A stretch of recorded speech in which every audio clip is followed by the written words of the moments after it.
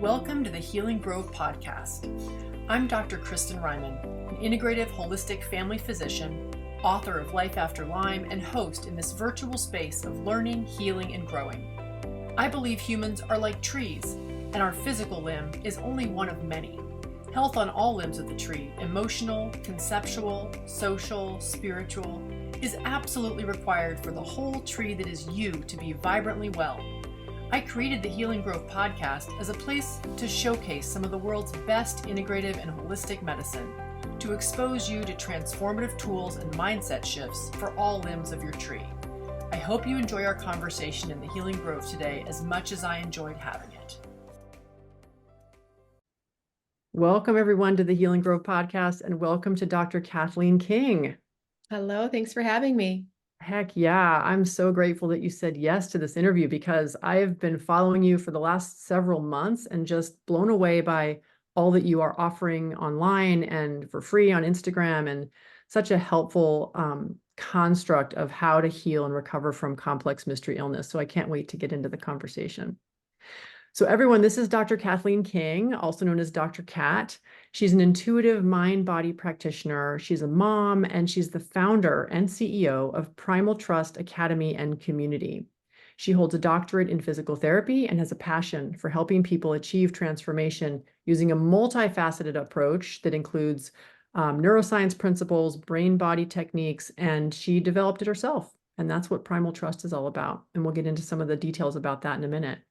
But I first want to say, like so many people who I'm drawn to interview and know better, Dr. Cat found her way back from a debilitating chronic mystery illness, not only living to tell the tale, but being called to teach others how to do the same.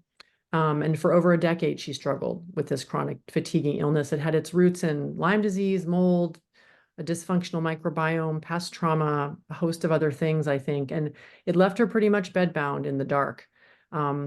But she found her way back. Luckily, she found she could shift into a healing state using neuroplasticity-based methods. That's brain retraining or brain healing methods.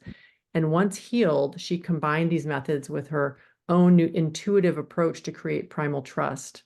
Primal Trust combines the latest neuroscience education, wisdom from mind-body leaders, and a top-down retraining with a bottom-up somatic healing technique system to help others reclaim their own vibrant health. So I'm so excited to have you talk about that. I feel like what you are offering is so needed, and the way in which you offer it is also very, very special. So thanks again for being here.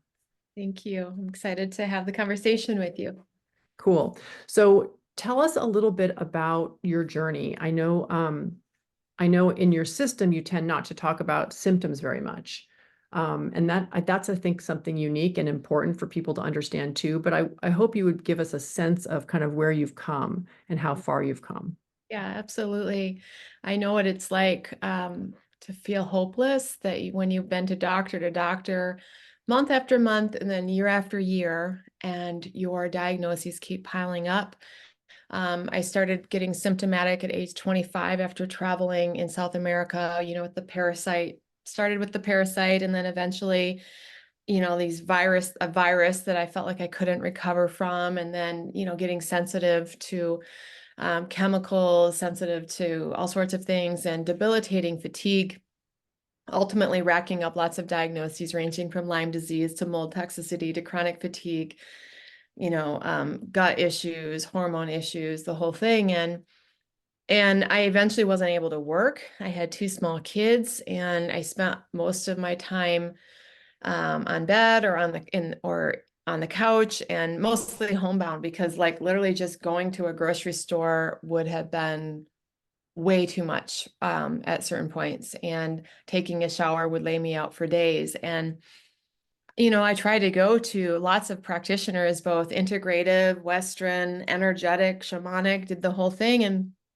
And I really would just take 2 steps forward, 1 step back, and it just, ebbed and flowed, and something would start working and then it would stop. And I was like, gosh, is my body cursed? Like, why am I not a normal human? You feel like you're not a normal human. Like, you see these people like drinking Mountain Dew and eating McDonald's, and they're, they look terrible, and they're way healthier than you are with this perfected diet and taking all these detox things. And it's like, what is happening?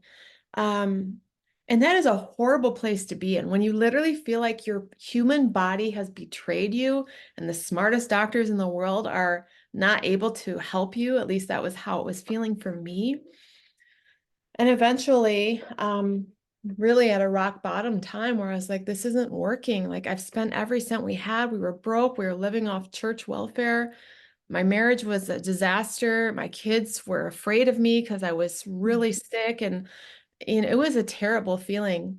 And I think the guilt of not being able to show up as a mother and a wife might have been the worst part, just the self-hatred that happens when you've lost yourself. Yeah. Anyway, there was a point where I realized like, I don't know what else to do except for to try to start living with this illness instead of fighting it and trying to fix it because I didn't have any money. And so I started focusing on my values and living my values the best I could, which meant laying out in the grass because I couldn't walk and I liked being outside while my kids played. And over time, I started doing a few other things, like functional neurology exercises and some brain retraining and things like that. And I started to shift, and I noticed that I was actually starting to heal by living and by focusing on my own nervous system. And that's eventually what led me down the path to teaching others how to do the same. Wow. And I'm guessing you had some experience with these functional neurology exercises and the eye retraining and things prior. Had you Yeah. used them for yourself before, or how did you know those things? Because those are So kind of out of the box. yeah. So I'm a physical therapist by trade. And 20 years ago, back in 2003, I worked at this amazing clinic in Portland called New Heights Integrative Therapy. And we were kind of cutting edge physical therapy clinic that did a lot of eye exercises for chronic pain, for neck injury, for car accidents. So I learned functional neurology from my mentors who were mostly foreign trained and learned how to deal with the body with the eyes and how it impacts the brain and impacts your upper cervical. So 20 years ago, I knew how to rehab for chronic pain and for car accidents. I didn't have chronic pain because I knew how to treat that. So never thought these eye exercises would have anything to do with helping with Lyme disease and mold toxicity, et cetera. And then one day the light clicked on. I'm like, no, it helps with the autonomic nervous system and the way the brain functions. And maybe that could actually help regulate my own immune response. And sure enough, it did. And that was really the foundation of like, wow, I've had these tools in my back pocket all along. And literally within the first few weeks of using them, I had such a radical increase in function. And so, yeah, that's how I taught them because I learned them years ago and didn't do them on myself for many years while I And suffered. what percentage of you was like delighted that you'd remember this compared to the percentage of you that was like, what Uh, the heck? I had this in my pocket the whole time. It was one of those moments where you have to laugh at the universe for being so funny, that the healer has the medicine within them. But I was putting all of my power outside of me that whole journey. Somebody else needs to fix me. They need to validate what's going wrong. They need to give me the pill. And until I surrendered because I didn't have any more money to pay somebody else, then my wisdom opened up to what's within me. And that is such a valuable lesson. And if we can make that shift earlier on, like, yeah, there might be doctors to support, but what medicine is within me, within my own intuition, my own background that can help me? Because I do believe we all have our own medicine. And so, yeah, I think the universe kind of blocked my path of healing because I was meant to come back and, and to use the resources that I already had. So, Yeah.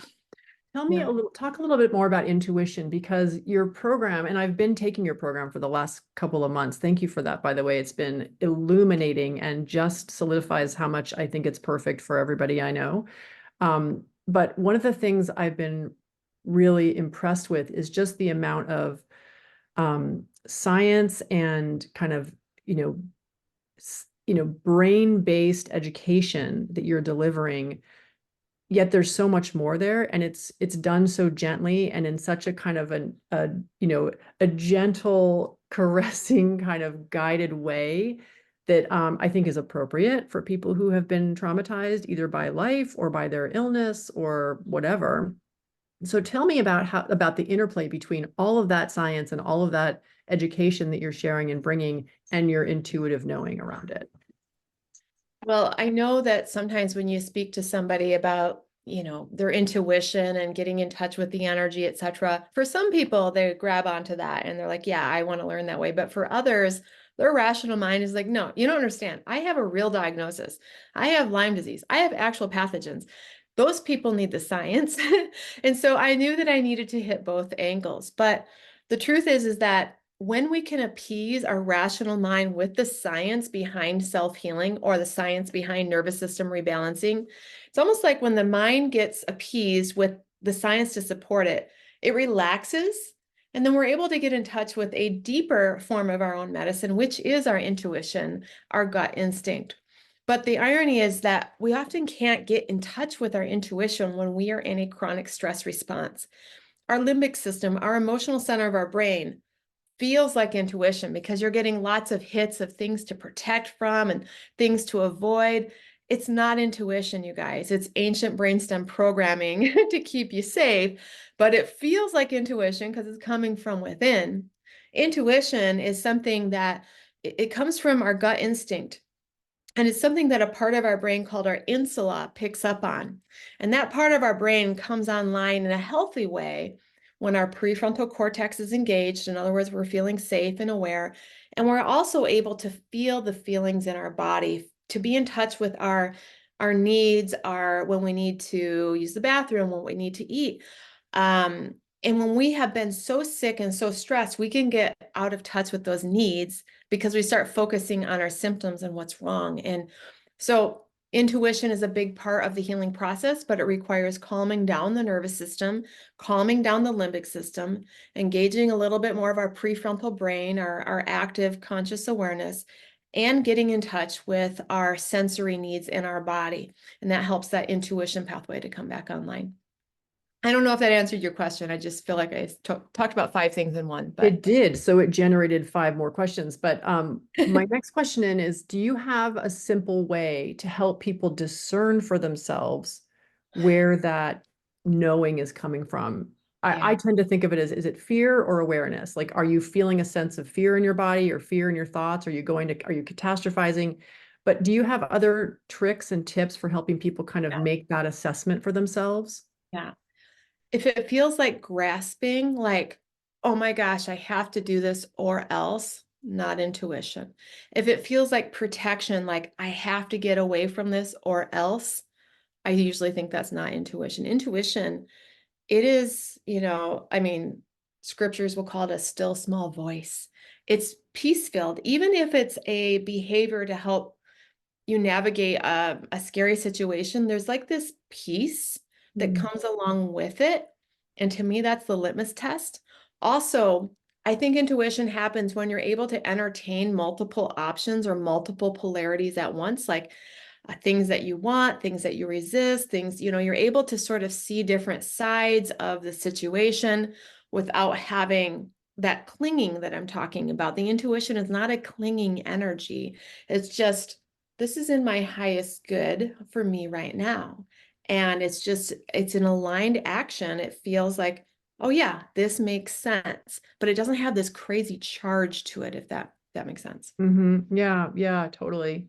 I'm thinking as you're thinking about like as I'm imagining the different, options that one could be considering and holding at arm's length. It's like they're at arm's length. You're the sort of the neutral observer as opposed to sort of in the ring with each of them as a way to kind of identify what's the next step. Yeah, exactly. Exactly. It's always about being able to see multiple perspectives at once. And when we are aligned with our true self, it is the curious observers, as you said. So I want to talk for a second about the polyvagal ladder Mhm. because I know the polyvagal theory has been out there for a while. That was a Stephen Porges thing. I feel like the ladder might be your thing. It's Deb Dana's thing. Okay. She developed that ladder, and she was one of the first people I really learned how to grasp the concepts of the polyvagal theory on. And she does a brilliant job. She has a book, can't even remember the name. She has a few books. So if you're wanting to learn about it, Deb Dana, she's got a great book on how to basically bring that theory, which is very complex, into clinical application and into practical application for patients. And she helps you to understand that in your nervous system, there's sort of a hierarchy of how things operate. And if at the top of the ladder is this safe space where you want to be connected and you're engaged, she calls that ventral vagal safety, or Stephen Porges calls it that ventral vagal safety. In the middle of the ladder is your sympathetic activation, which is the fight or flight energy. But it's right next to the safety energy. So that's important to know: the fight, flight, anger response, flee response. And at the bottom of the ladder is this shutdown response, like it's hopeless, this is too hard, I'm too fatigued. And the idea is that in order to get to safety at the top of the ladder, you have to climb the rungs of the ladder, meaning you're going to have to go through a period of that sympathetic phase, which doesn't feel good for a lot of people. And so that's something that's so important to know when it comes to nervous system rebalancing, because the path to becoming balanced is rocky. And we often have to go through this sympathetic activation of anxiety or feeling anger, all sorts of feelings, in order to eventually come into an engaged state of safety and connection. Yeah, beautiful. I think about, I want to take a step back and just say, for some people who are listening, they're like, well, I heard this story at the beginning of a person who was physically completely debilitated, like probably in the dorsal vagal kind of like shutdown response in a dark room, lying down all the time. And then I heard about some brain exercises, some eye exercises, and then I heard about lying outside in nature. And then suddenly there's this vibrant person in front of us, like, where did the antibiotics come in? Where did the herbs come in? Where did where did all the detox infusions happen? So I want to talk a little bit about this for people who are still trying to make the connection between how brain retraining can heal your body. Yeah. Can we put a point on that? Yeah, absolutely. There's a couple different pathways of how that happens. Some people, they literally have no money. They can't afford these treatments, and they give everything they've got to brain retraining and nervous system regulation. And I see them self-heal, literally with nothing other than massive changing of the way they perceive life, that causes this massive reset to their autonomic nervous system, that causes a reset all the way down to the cellular voltage, that causes a change in the immune modulation, the detox modulation, et cetera. They completely biohack their system. That is possible, and it does happen. More often than not, I see brain retraining and nervous system work allow people to move out of this extreme fight or flight stage so that their body can absorb nutrition, they can absorb protocols or supplements, they can detoxify without getting a huge Herxheimer reaction. So brain retraining often helps people to handle the protocols they might need. And so it can be a real win-win. I think there was a big movement initially with brain retraining that you put all of the functional medicine and integrative medicine aside and you just brain retrain yourself. And I think that there is a point to do that. If you're somebody that is clinging so much to your protocols and in so much fear and stress about every little pill you're taking and every little thing, you may need to break up with that addiction to fixing yourself for a few months, work on nervous system rebalancing, get your brain unhooked from having something else save you. And then after you've gotten a little bit of balance, maybe bring back in those protocols when you're not so, when you're not in such a fix-it strategy. So there's multiple ways to work through this, and I see all ends of the spectrum here. Yeah, yeah, that's helpful to hear. And do you think, you mentioned Herxheimer reaction, which for people who aren't familiar with that term, it's sort of a worsening of your symptoms as you're getting in the ring with some infection or some toxin or some exposure, and you're treating it aggressively, and your inflammation rises and you develop symptoms or worse symptoms. Do you think there's any overlap between that and the sympathetic part of the polyvagal ladder? Yeah, I do. I think that sometimes when we start to mobilize energy, mobilize toxins, mobilize pathogens with what we're taking, our nervous system is in that mobilization energy, and that can feel like like someone's shaking the rug and everything's getting lifted up and the body's like, whoa, what's going on? And it can cause the limbic system to be like, oh my gosh, I'm sensing a huge change in the blood pH. I'm sensing all these toxins coming through, and it kind of hits the limbic system. And for people whose limbic system is like afraid of every little new chemical, it can put the limbic system on red alert. And then the hypothalamus will be like, we're in danger, even though what it's sensing is just toxins moving through the bloodstream or the gut trying to leave the body. For people who have this heightened fight or flight response, it can be interpreted as danger, and then unfortunately it makes it harder to detoxify what that protocol was just trying to do. And so getting yourself to biohack that limbic system to teach it how to turn down the dial of danger, even though it's sensing toxins being released or pathogens being eradicated or whatever, that's really the trick behind nervous system rebalancing and functional medicine approaches. Do you have any quick and simple tools that people could sort of take away from this conversation if they're having a moment like that, like in the midst of, okay, I just took a bite of gluten and I think gluten can kill me. Like what do you teach people that they could use as a Yeah. quick and dirty, like, I'm Yeah. okay, like resetting things in the moment?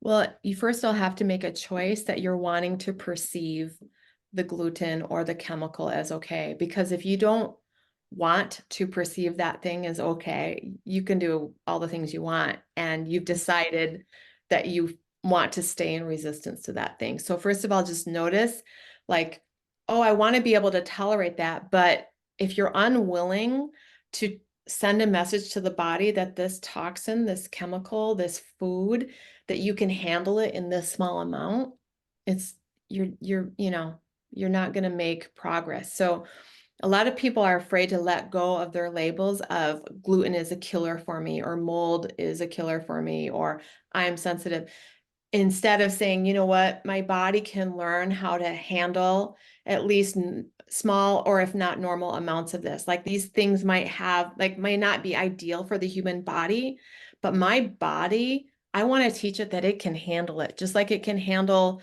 you know, walking down the street and breathing in some of the fumes of a car. Like that is normal to be able to walk down the street. Are fumes from the car great? No, you don't want to put your nose behind a car long term, but we should be able to handle a certain amount.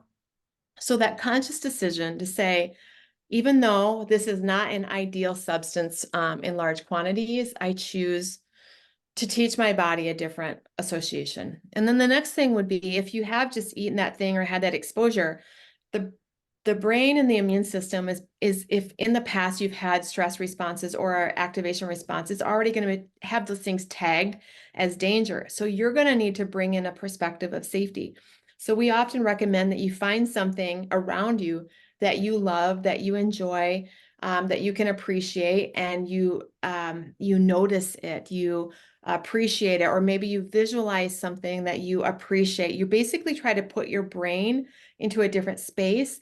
Or maybe some people do a lot of laughter, like they'll trick their brain and they just start laughing, like, oh, that's so funny that I ate gluten or whatever. And they laugh and they try to find a way to make it as genuine as possible.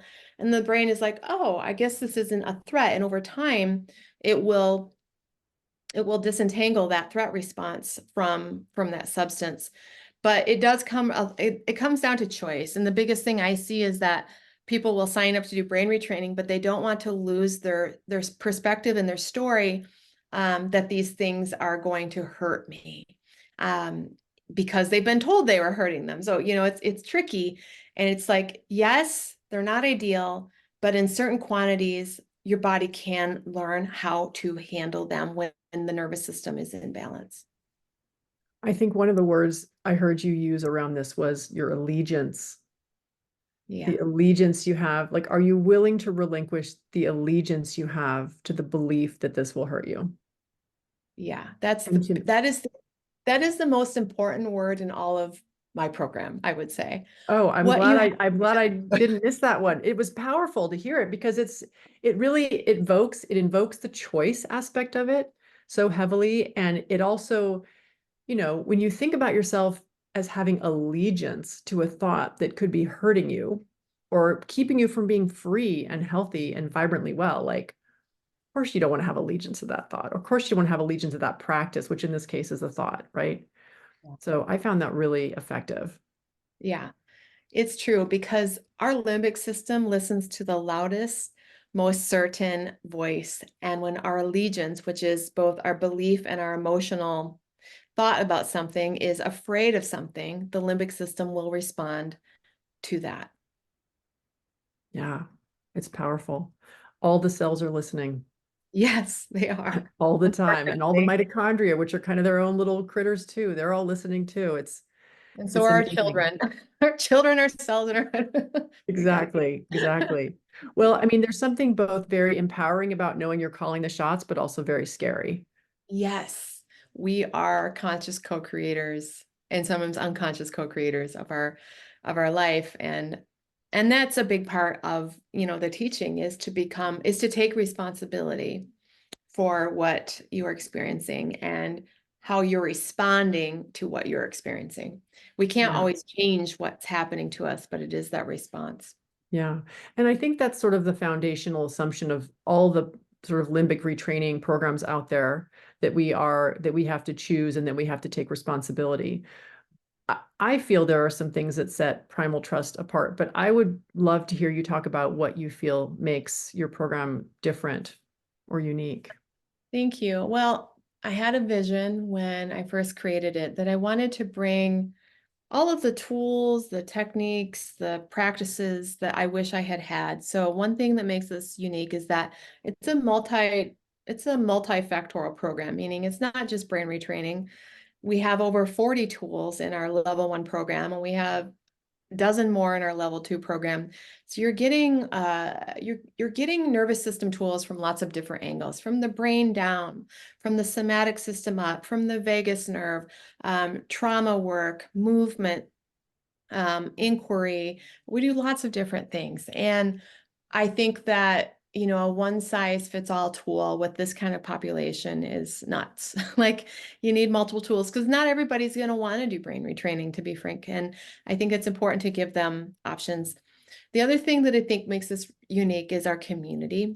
Our community is really spectacular. And most of us end up on a very isolating journey when we're sick. And I knew that it is crucial that people heal together because we're often wounded in relationship. We heal in relationship. And finding a group of people that can understand you, can see you, can even validate you is so important because in the chronic illness healing journey, we're often isolated where the people around us are like, I don't understand. You look fine. Why can't you smell this, or whatever. And to be surrounded by people who are like, I get it. It is so reassuring to the nervous system. That alone causes the nervous system to relax because they're understood.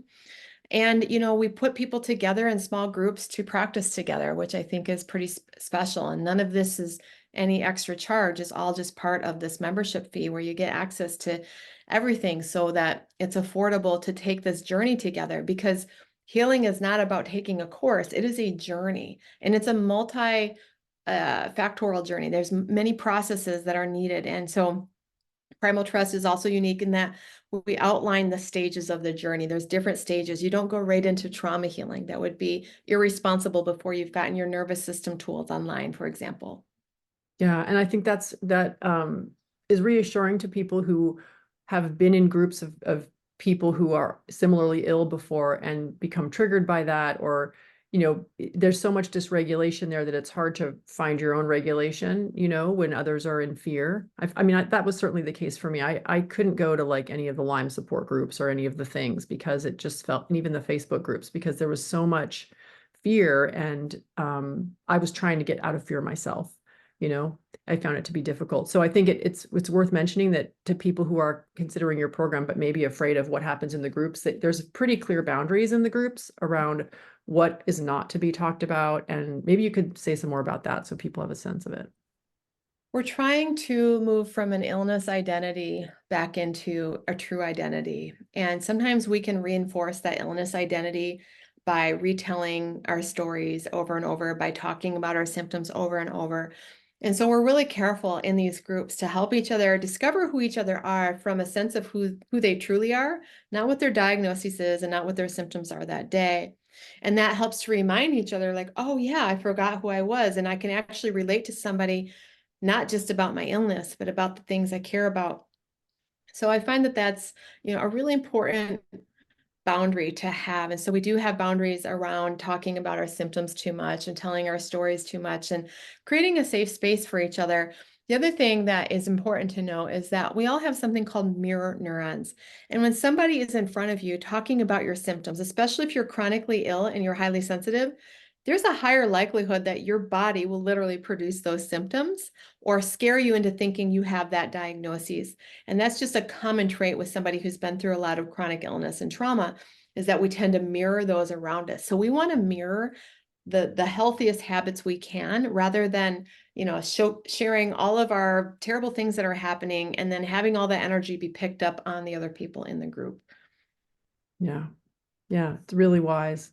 I've been to many of the groups. It's great. Every week I get an email that says, here are the 15 things that are happening this week. Just add them to your calendar. Here's the Zoom link. And it's great. You can just pop in. Sometimes they're 20 minutes long. Sometimes they're an hour. Sometimes there's someone spinning a wheel and the wheel lands on, 4-part breath, or it lands on tapping. And that's what the group does together. And it's great. There's also um, a, an optional but recommended kind of study group that goes along with it that I found really beautiful. I mean, the Oh, people in there are really? lovely. Yeah, it's Oh, been great.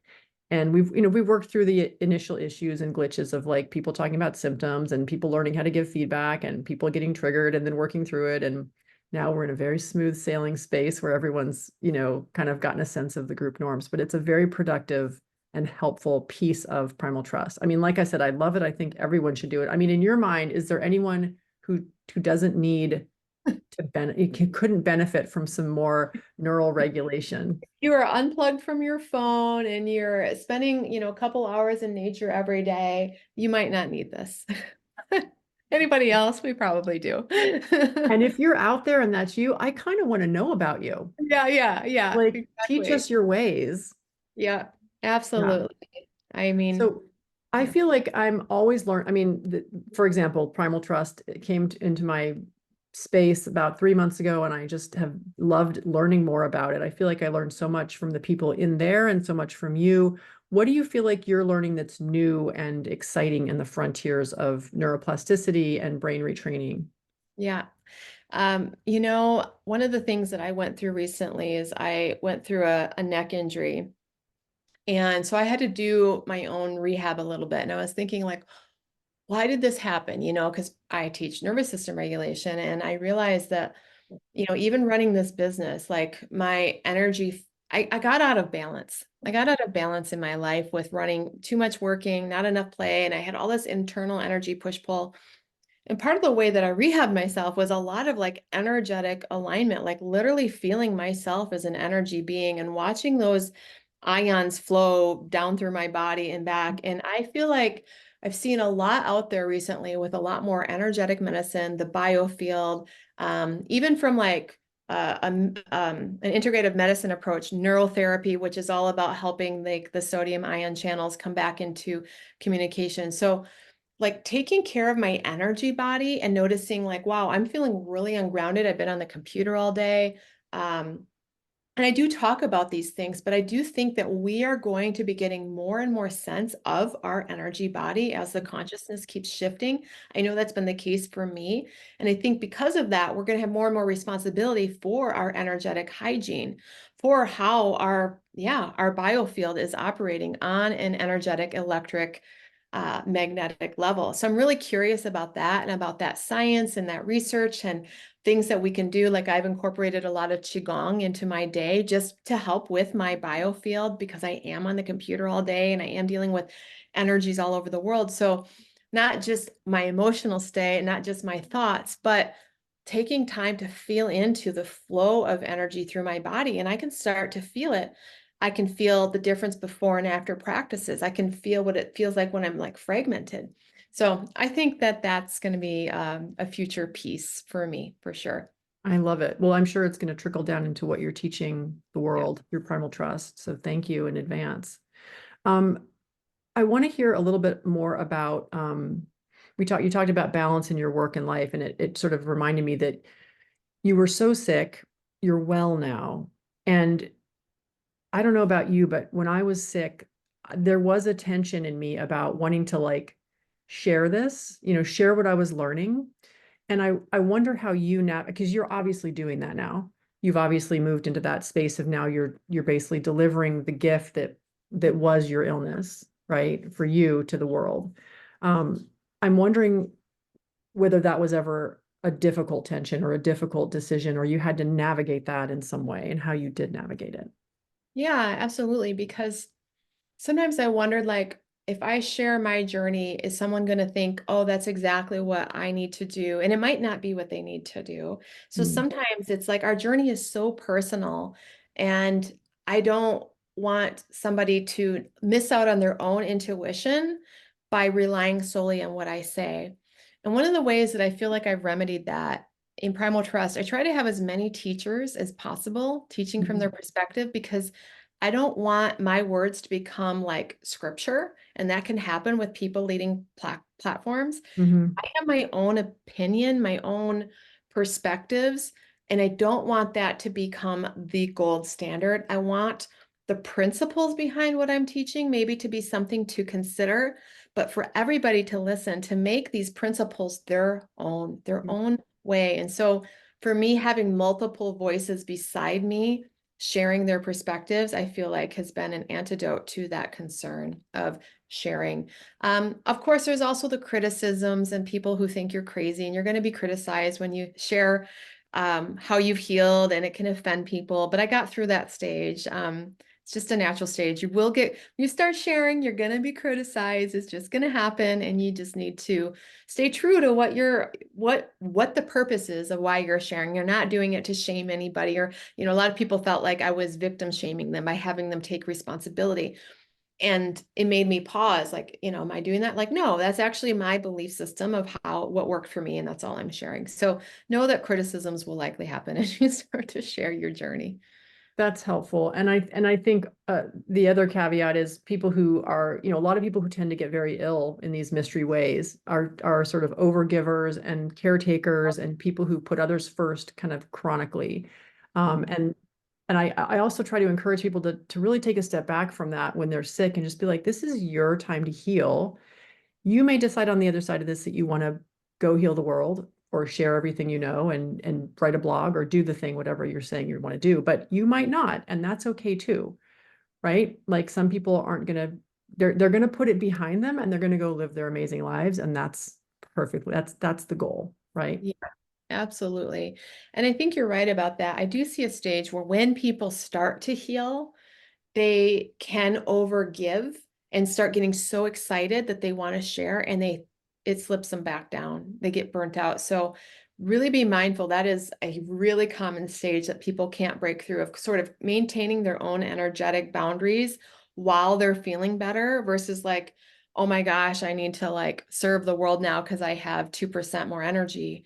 To really stay in your own lane for a while until you feel like you've been feeling good for a while, and um, you finally do have your reserves built back up to give back. So you're clearly in that stage where you've got your reserves back. I And wonder if you, I can tank myself too. Like I have capacity. I mean, I just want to say this, like when I launched Regulate, I was working 10, 12-hour days for months on end, plus teaching, plus doing this, plus mothering, because I had all this capacity. But I had a little bit of a like wake up call where I was like, oh no, I don't have the limitless capacity has its boundaries, even for me. And so I want to normalize this. I'm not a superhuman. I have to take care of myself, or my body will be like, you're not going to give this all away again. And so I just want to say that, yes, I can give and I can serve, and I need to stay in balance or I will feel it. yeah, yeah, it's true of all of us. Mhm. So what does your regimen look like now? Can you let us in on like what's a maintenance plan for someone who's Yeah, graduated from your program, which you yeah, basically graduated from and then built the program, but yeah. what are you doing every day?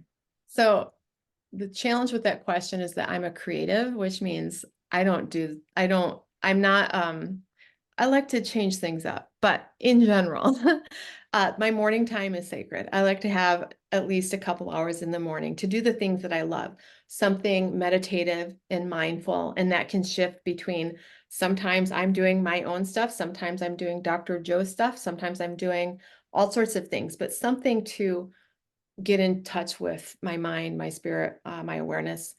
And I also do something movement based. Sometimes it's qigong, sometimes it's more active, sometimes it depends on the day, but movement and meditation are huge. And then, and this is hard for me, but to try to like create a structure of my day of like, I need to like get these things done. And these are my priorities. And in Primal Trust, we call this the daily structure sheet. It's in our level 2 program. But if I don't do that, because I'm a creative, I can do too many projects and go all over the place. So for me, that structure is really important. I also like to have a lot of time in between. Like I don't go from phone call to phone call ever. Like my schedule has gaps so that I can rest and reboot, because I teach people that we have to follow something called the polyvagal wave of activity, restoration, activity and restoration. So right after this podcast, I don't have anything for a half an hour so that I can come back into my body and find myself. Because if I go from thing to thing to thing, I will lose myself. And then, of course, always making sure that connection time is a priority with your kids, with your family, with your pets, with trees, with whatever in the evening is my connection time. And I try to always make sure I'm doing something like that, and good sleep. So It's a good list of kind of general categories. So I love that. Thank you for sharing that. You just wrote a book. yeah, I did. And you know what? The book is actually a pre-book to another book. I wrote a book called How Healing Happens, and we got it out in digital form in this very colorful PDF just to really explain the science behind nervous system rebalancing. But it's actually, I'm writing an actual book that these concepts will go in, but the pretty colorful graphs, it's too expensive to put it into a print book. So it was sort of like the pre-book to the book, but also for people who are like, a lot of people are like, how in the world can nervous system rebalancing help my actual infection and my actual this, and even providers and practitioners. And so we created a book that really is a summary of our level 1 program that says, this is the science of cell danger response, the science of polyvagal theory, the science of brain retraining. This is why it makes sense to do this if you're having chronic symptoms, burnout, chronic stress. And then we give several tools of how to get that started, as well as explain how our multifaceted platform actually works.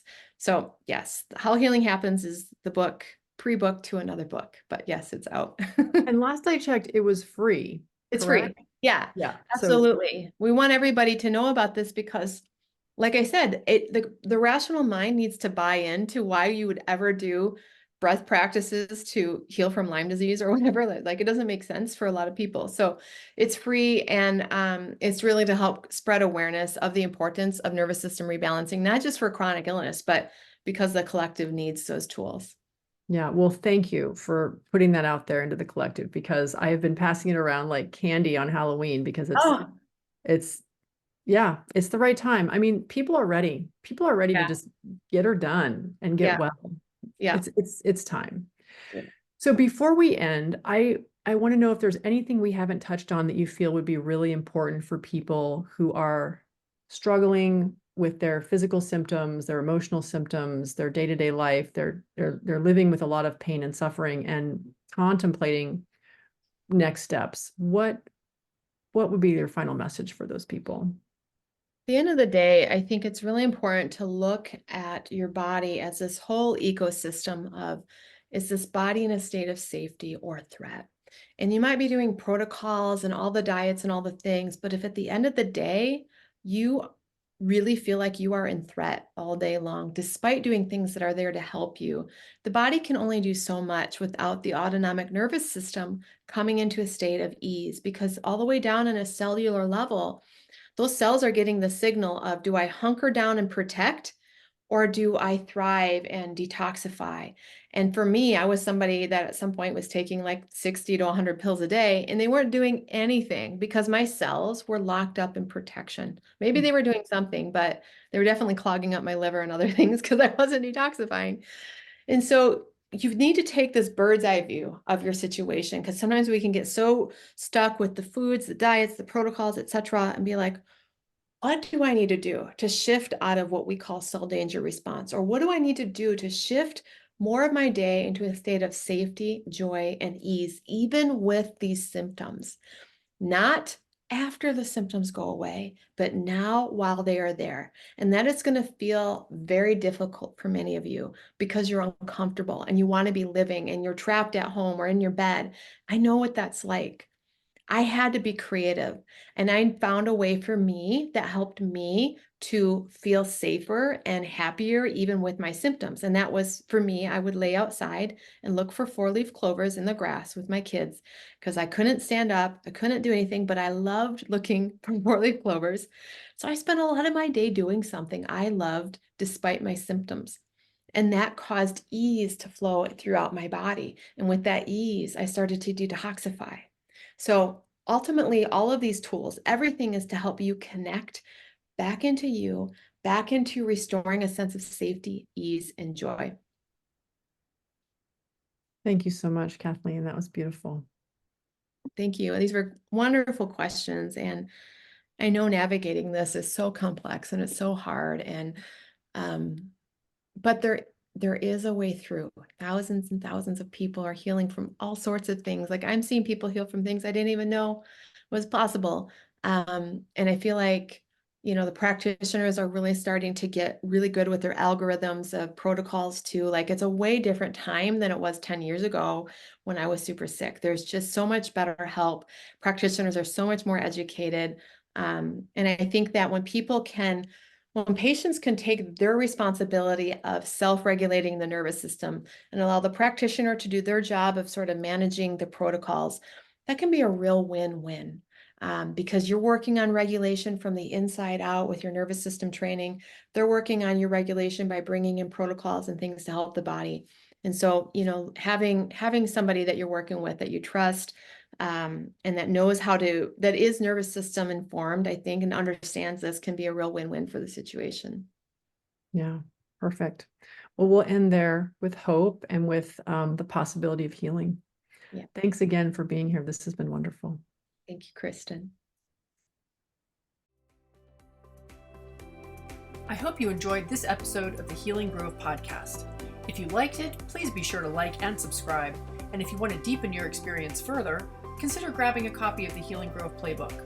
With journal prompts for this podcast and 41 others, it's the perfect place to record your learnings, keep track of the tools you explore, and reflect on your own experience. Finally, it's important to mention that even though I am a doctor, nothing you hear on this podcast, whether from myself or my guests, constitutes medical advice. Any intervention you try should always be discussed with and supervised by a trusted member of your own healing team. Thanks for listening, and see you next time in the Healing Grove.